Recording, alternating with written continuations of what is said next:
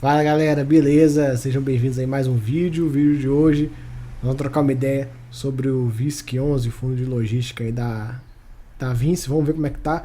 Mais um mês se passando e paradão, né? Vocês sabem como é que é. Fundo de logística bom é fundo de logística parado, né? Ou então comprando imóveis. Agora, se começar a mexer demais, inquilino sair, vacância alta, pode saber que é dor de cabeça. Mas no caso aqui, ele tá parado, né? Tá bem de boa.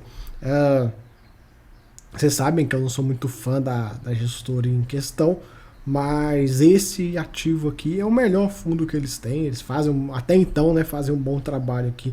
Não teve nenhum pênalti até então, igual aconteceu, por exemplo, no VISC e no Vino, né? Até então aqui não teve nada de que desabone. Alguns dados gerais, esse fundo que vem ficando abaixo do VP já tem um bom tempo, né? Ainda não se recuperou totalmente. Logística no geral, né, ainda está tendo um desconto em relação ao VP. São 155 mil cotistas, tem uma taxa de performance bem sem vergonha aqui, né? Vocês sabem, minha opinião, quanto a taxa de performance, sou bem contra. A taxa de administração até que é barata, né, de 0,75, mas a taxa de performance é bem puxadinha. O fundo pagou 72 centavinhos por cota, e isso vai manter em linha com o guidance que eles passaram pra gente. Tivemos as movimentações aí de novas locações. A vacância do fundo permanece zerada já tem muito tempo, né? Tem uma pequena movimentação aí nesses ativos. E na inadimplência líquida negativa foram aí valores que estavam abertos que foram recuperados, né? Comentário macro, vocês sabem que eu sempre pulo. Comentários macro eu deixo para fazer lá no meu na parte de membros do canal. Então, se você ainda não é membro, vire membro. Lá tem os vídeos exclusivos e tal. Não só disso, né? Tem vários vídeos exclusivos lá de vários assuntos. Aqui ele faz um comentário sobre a questão dos aluguéis que ele realizou no mês. E o primeiro aqui nessa questão do Allianza Parque lá de Belém, né? Lá em Benevides. Com essa locação que teve, o fundo, conforme esse fato relevante que ele divulgou, eu nem gravei porque era praticamente irrelevante gravar, mas enfim, eles vão ter que fazer um pagamento adicional lá pro vendedor. Isso acontece quando eles usam esse nome aqui, esse earnout, é isso, é basicamente igual eu falo com vocês em outros vídeos, quando um time de futebol vende o jogador lá para a Europa e coloca no contrato, se o cara fizer 10 gols na temporada, você me paga mais 2 milhões de euros. É isso, só que no imóvel, né? Então, tipo, por o imóvel ter sido alugado, eles, uma performance dentro lá das condições que eles colocaram, teve aí esse aluguel a mais. E no Caxias Park teve aí um inquilino que aumentou a sua participação, né? Aumentou sua ABL. Por isso que às vezes, pessoal, quando você vê um imóvel com uma pequena vacância e tal, não é tão ruim. Não é tão ruim. Claro, o ideal é estar lá sempre 100%, mas às vezes uma vacânciazinha dessa salva de não perder o inquilino. Por exemplo, nesse caso aí, a gente tem esse inquilino que fez aí essa Arco Foods aqui, que fez a expansão. Pode ser que no cenário onde eles precisariam de mais área e não tivesse disponível, eles iriam procurar outro galpão. Então, às vezes a vacância não é de todo mal. Claro, é muito pontual e tal. Tem vezes que, em sei lá, 90% das vezes não é legal, mas em alguns momentos faz sentido.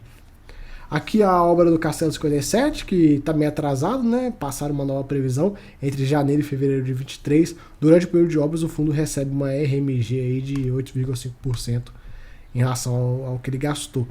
Vamos ver com esse imóvel ficando pronto se o fundo vai conseguir alugar ele de forma rápida, né? A gente sabe que desenvolvimento é algo que dá agrega bastante valor para o fundo. E eu estou bem curioso para ver se esse aqui vai ser esse caso, né? A gente vê, por exemplo, quem faz bons desenvolvimentos é o HGLG e, enfim, estou curioso para ver essa tese aqui no VILG.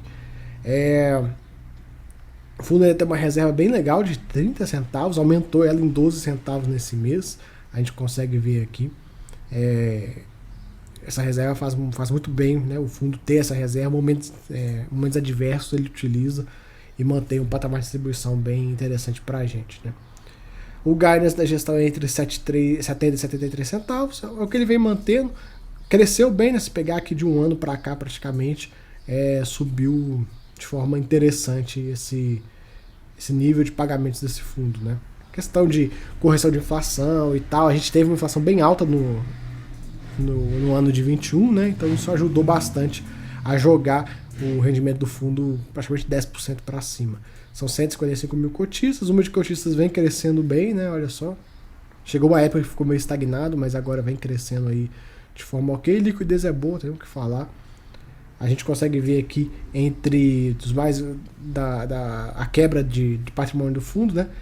1,9 bi em imóveis, tem 72 milhões em caixa, tem 267 milhões em CRIs, né? Alavancagens que ele tem a pagar. Isso dá uma alavancagem de 13%, bem tranquila, bem baixinha. Claro, para o universo de fundos logísticos é até, digamos, alto, né? A maioria dos grandes, né? Os grandes players de logística operam aí com 8%, 5%, mas assim, para fundo como um todo é ridiculamente baixo, nem se preocupar. Mas fazendo uma comparação dentro do setor, é um pouquinho, digamos, alta, assim, mas nada a preocupar.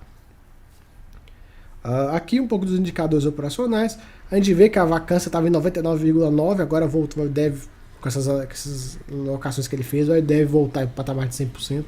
Esse fundo que não tem aí o histórico de problema de vacância, o aluguel aí, ele está sempre em linha com o mercado, né? Um pouquinho assim, empata e tal, mas é bem em linha. Inadimplência aí negativa, né? Recebendo o que ele deixou de receber aqui atrás. Portfólio são 16 imóveis, mais 600 mil média BL, isso aí dá 60% de um HGLG, 67 locatários, os mais variados aí que a gente tem. Tá vendo aqui prêmio de locação? É daquele galpão lá, dos galpões de RMG que tem, né? Então, 8% da receita.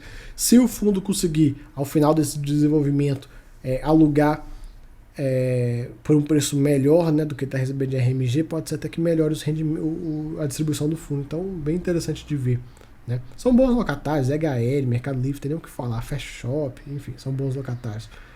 Bastante contrato típico. E aqui o setor de atuação, o e-commerce, a gente sabe que é o setor mais forte aí né, em praticamente todos os fundos. Localização dos galpões, mais variados, né? Aqui o prazo médio dos contratos, né, que é o VALT, tem até aqui a sigla aqui, ó. Weighted Average of Expired Lease Terms, média ponderada dos prazos do contrato de aluguéis para a receita vigente, 3,5 anos. Já comentei isso no vídeo do mês passado, que para o ano de 23 vai ter uma quantidade considerável de vencimentos. Vamos acompanhar, vamos ver como é que tá.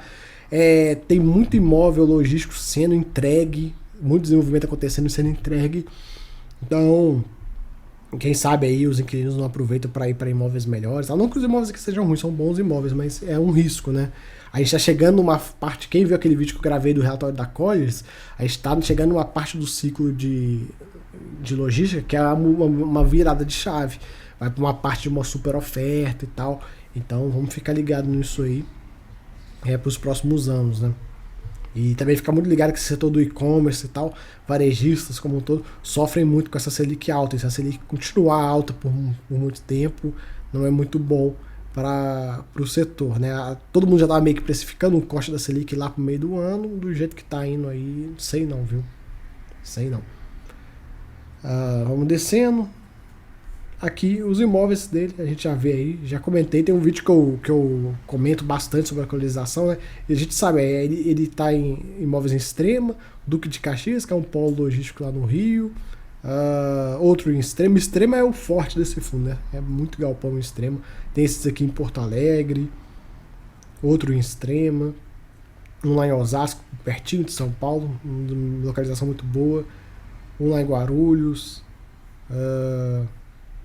um lá em Cariacica, pertinho de Vitória, outro lá perto de Porto Alegre, um em Pouso Alegre. Esse aqui já dos galpões, eu acho que esse aqui tem a pior localização. Não que seja ruim, mas tipo, é um pouquinho mais acima de Extrema, né? Mais sentido BH, mas não é nem Extrema assim, mas enfim. Jundiaí, São Roque, esse também não é uma localização tão assim. É uma área que estão desenvolvendo forte aqui, né? Perto lá do Catarina, tem o Catarina Fashion Outlet, tem o aeroporto, enfim, estão querendo desenvolver essa área, que tem muita gente colocando dinheiro nessa área. Pode ser que no futuro isso aqui vire uma área bem interessante, mas por enquanto, até no momento atual, não é tão assim, é meio longe de São Paulo, né? Fica no raio quase bem longe do raio de 30, lá pro raio de 60 quase. Enfim, não é aquela coisa, mas pode ser algo que daqui a 2, 3, 4, 5 anos, com esse tanto de dinheiro que estão colocando nessa área aqui do Catarina, pode ser que esse negócio desenvolva bastante, né? Vamos acompanhar. Aqui está o aeroporto, bem do lado do aeroporto, né? O Parque Logístico Pernambuco, que é um imóvel que ele tem parceria com o Pelog, né? Ele tem metade, o Pelog tem metade. Pertinho lá de Recife, perto da refinaria de Abreu Lima. Tem o HGLG, acabou de vender um imóvel nessa região também. Outro lá no Espírito Santo. Outro em Guarulhos. E o lá de Belém. Esse aqui, galera, é até interessante, porque lá no norte do país a gente não tem uma oferta muito grande de galpão, né? Então, tipo assim, praticamente não tem galpão lá.